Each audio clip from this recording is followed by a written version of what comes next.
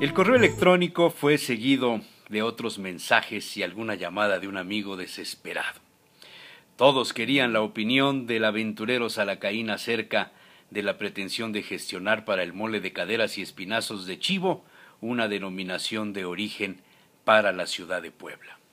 Además, se hicieron acompañar de varios recortes periodísticos con declaraciones verdaderamente asombrosas. Rayaban en el ridículo desconocimiento del tema. Todo ello era reflejo sin duda de la extinción de la tradición. Cuando surgen los intereses comerciales viene la destrucción de las raíces de los platos de temporada.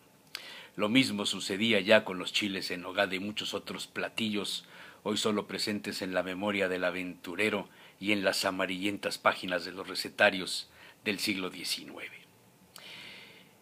La tradición de la matanza de chivos, la de Guajuapan y Tehuacán, se vieron amenazadas los últimos años por componendas políticas e introductores de ganado en engorda y otro factor más, según se había enterado Salacaín, el aumento en el precio derivado de la especulación de esa carne. De inmediato respondió a todos los mensajes con un escrito común. El chivo llegó a Mesoamérica con la conquista española. El aprovechamiento de todo el animal fue motivo de aumentar su reproducción y pastoreo, y su sabor fuerte le permitió la entrada al paladar de los habitantes, y varios hechos le llevaron a consolidar un lugar en la gastronomía de la Mixteca principalmente, al conocerse, apreciarse y divulgarse los métodos de salazón para conservar la carne del animal, asunto no practicado por las culturas mesoamericanas. El comercio, el manejo de dinero, recados y otros asuntos llevaron a los mixtecos chiveros a poner en práctica una tradición de los pueblos españoles, la trashumancia, el movimiento de los rebaños a tierras con hierbas donde además de la utilidad de la carne del animal y sus derivados, estaban esos otros negocios. La historia registra el año de 1530 cuando los dominicos introducen la crianza de cabras. A finales del siglo XVI ya se tienen registros de haciendas en la Mixteca con ganancias económicas importantes por dedicarse a eso. Tiempo atrás se tenía la costumbre de comprar el ganado en las costas de Ometepec, Pinotepa Nacional, Putla de Guerrero y Santiago Juxtlahuaca. Los pastores les llevaban hasta la hacienda de don Antonio León, famoso matancero de la región de Tezoatlán, donde el ganado era cebado y luego trasladado a San Andrés de Inicuti, donde se efectuaba la matanza.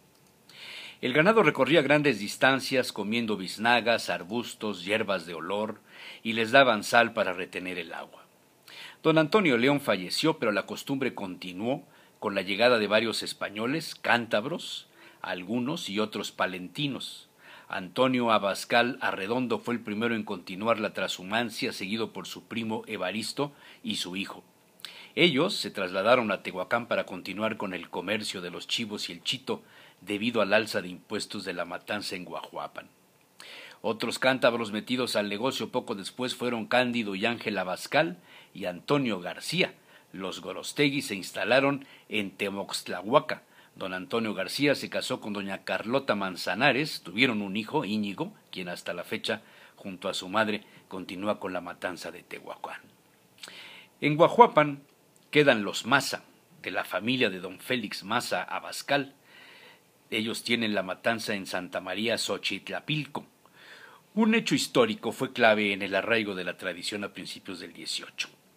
Del 5 de abril al 23 de julio de 1812, los realistas sitiaron a Valerio Trujano en Guajuapan de León. Los alimentos escasearon. Para combatir el hambre, Trujano ordenó la matanza de todos los chivos de la localidad para dar de comer a los retenidos en el sitio. Luego se conmemoraría la hazaña cada año, hasta la llegada de un alcalde en Guajuapan con altas pretensiones económicas, subió los impuestos y surgió la rama de la matanza de Tehuacán en Puebla. La carne salada y secada al sol, no en hornos como muchos lo hacen, se llama chito, y era uno de los alimentos más apreciados por sabor y proteínas en la Mixteca poblano-oaxaqueña. Los huesos del chivo, la cabeza, las patas eran parte del pago a los matanceros, las caderas y los espinazos igual, quienes aprovecharon aquel dicho, la carne más sabrosa es la pegada al hueso. y con ellos hacían tlemoles y moles de pueblo, condimentados con chiles, algunas verduras. Surgieron así las primeras recetas de los moles de huesos de chivo a la manera del pueblo y otras, como en la Angelópolis, la del guasmole de cerdo, usada por las familias ricas pero con espinazos o caderas de chivo. Las recetas son sin duda uno de los mejores sincretismos de la Mixteca, donde la vaina de un árbol y una raíz de lengua prehispánica convivieron desde entonces. Huacqui significa cosa seca, enjuta, flaca. Un árbol de tierra caliente llamado huauquelite tiene unas vainas largas y delgadas.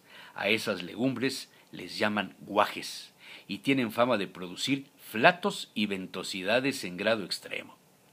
El uso de la semilla de la vaina se popularizó en los moles llamados guatzmole o mole de guajes, y en la ciudad de Puebla se acompañó con espinazos de cerdo en una salsa roja o verde.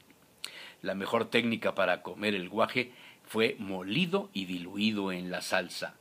No con todo y la vaina, como, recordaba Salacaín a sus amigos, algunas fondas populares lo hacen en Tehuacán, con lo cual el caldo queda baboso y produce una gran cantidad de gases. Después han aparecido otras recetas, como los espinazos fritos con guacamole o los hechos al ajillo con algún picante. Últimamente se encuentran también con aportaciones de recetas más europeas, donde destaca la alta capacidad de la carne de chivo para ser acompañada con otras salsas y condimentos como la mostaza o la miel. Al final de su escrito, Salacaín reflexionaba con sus amigos sobre el presunto interés de obtener la denominación de origen de esos platillos. Se le hacía a él perder el tiempo en una discusión tonta, cuando lo más importante era, a su juicio, conservar la matanza fuera de Tehuacán o de Guajuapan de León, con los chivos de trashumancia, caminantes de la Mixteca, cuya carne era a todas luces una delicia. Y en segundo lugar, divulgar las recetas, conservar la originalidad de los ingredientes y enseñar a los comensales a descubrir la verdadera carne de chivo migrante, enjuta, no gorda. Lo demás, pensó, puede estar más cerca de la vanidad de los promotores. Y para beber, con la carne de chivo se antoja el pulque. Antes se decía chito y pulquito, seguro chamaquito. Luego se modificaría por chivo y pulquito, seguro chamaquito. La fuerza pide un vino de potencia, un buen navarro, el Chivite 125 Reserva, por ejemplo, o un riojano como Circión, o Gran Reserva 904, o un Ribera del Duero como Arzuaga Reserva. Pero para el paladar mexicano, sin duda, un mezcal o tequila blancos dan la batalla. Sin embargo, Salacaín, a escondidas, en confianza, privilegiaba cualquier champán blot, Dom Periñón, y si es vintage, mejor.